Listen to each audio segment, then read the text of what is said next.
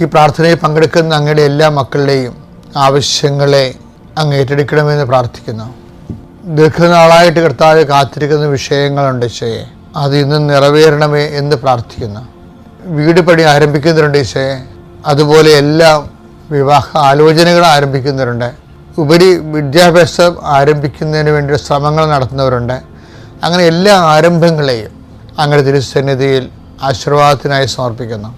കർത്താവേ, ഞങ്ങളുടെ ജീവിതത്തിൻ്റെ ഇന്നത്തെ ആശങ്കകൾ ചില വ്യക്തികളെ കാണുമ്പോൾ എന്ത് സംഭവിക്കും, ഇങ്ങനെ ഓരോരോ വിഷയത്തിന് എന്ത് സംഭവിക്കും, അപ്പോഴും എന്ത് സംഭവിക്കും, ഞാനെന്ത് പറയും, ഞാൻ എന്ത് പറയണം, എനിക്ക് എന്ത് പറയാൻ പറ്റും, ഞാൻ ആഗ്രഹിക്കാത്ത സിറ്റുവേഷൻസ് ഉണ്ടാകുമോ എന്നൊക്കെ വിചാരിച്ച് ആശങ്കപ്പെടുന്ന സാഹചര്യങ്ങളുണ്ട്, വ്യക്തിയുടെ സംഭാഷണം കൊണ്ട്. അതെല്ലാം കർത്താവിൻ്റെ നാമത്തിൽ ആശീർവദിക്കുകയും ദൈവത്തിൻ്റെ സാന്നിധ്യത്തിൽ ഉറപ്പുവരുന്നതിന് പരിശുദ്ധമ്മ ദേവമാതാവിനെ ഏൽപ്പിക്കുകയും ചെയ്യുന്നു.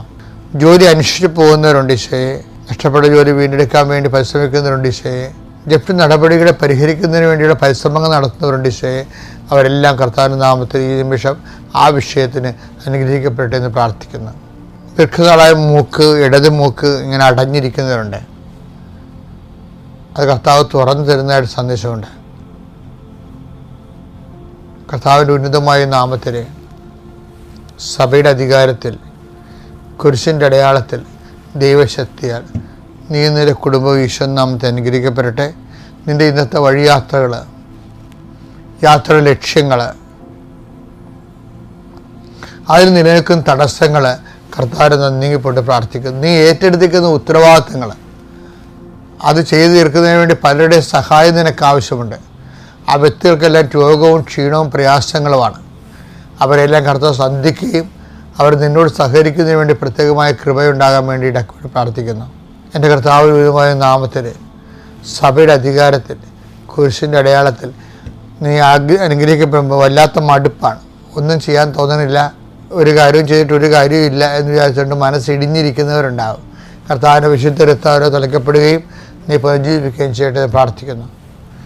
എൻ്റെ കർത്താവിൻ്റെ ഉന്നതമായ നാമത്തിൽ സഭയുടെ അധികാരത്തിൽ കുരിശിൻ്റെ അടയാളത്തിൽ ദൈവശക്തിയാൽ ഇന്നത്തെ ദിവസം നീ കണ്ടുമുട്ടുന്ന വ്യക്തികൾ, പോകുന്ന വഴികൾ, ചെയ്യുന്ന കാര്യങ്ങൾ, ഇടുന്ന ഒപ്പുകൾ, എഴുതുന്ന എഴുത്തുകൾ, സംസാരിക്കുന്ന സംസാരങ്ങൾ, ഫോണിലൂടെയുള്ള വിളികൾ, കമ്മ്യൂണിക്കേഷൻസ്, അതിനുള്ള റെസ്പോൺസ്, നിനക്കുള്ള പ്രതികരണങ്ങൾ എല്ലാം നിനക്ക് അനുകൂലമായി വരാനും കർത്താവിൻ്റെ നാമത്തിൽ ഞാൻ നിന്നെ ഈശോനാമത്തെ ആശീർവദിക്കുന്നു. ഏജൻസികൾ, കടകൾ, കമ്പോളങ്ങൾ, വ്യാപാരങ്ങൾ, വ്യവസായങ്ങൾ നടത്തുന്ന എല്ലാ തൊഴിൽ മേഖലയും കാർഷിക മേഖലയിലും അവിടെയുള്ള പ്രതിസന്ധികൾ യേശുക്രിസ്തു നാമം നീങ്ങിപ്പോട്ടെന്ന് കൽപ്പിക്കുന്നു.